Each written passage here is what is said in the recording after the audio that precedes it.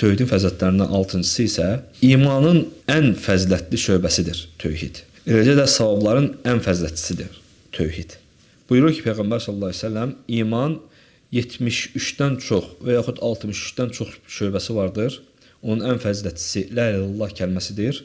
Onun ən aşağısı isə yolda insanlara əziyyət verən şeyi yoldan dəf etməkdir. Həya da imandan bir şöbədir. Bu hədisdə də tövhidin fəzilətlərindən olan imanın ən fəzilətli şöbəsini qeyd edir. Eləcə də o, yəni imanın ən fəzilətli şöbəsidirsə, xeyirli işlərin ən fəzilətlisidir deməli. Ki, hədisdə, başqa rivayətdə gəlir ki, onun ən yüksəyi, ən ucası la ilahe illallah kəlməsidir.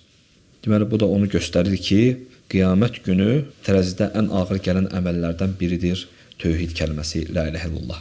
Bu da tövhidin fəzilətlərindən biridir. Günahların bağışlanması, günahların örtülməsi, ondan keçməsi. Burada Allahın rəhmətinin nə qədər dəlilləri vardır.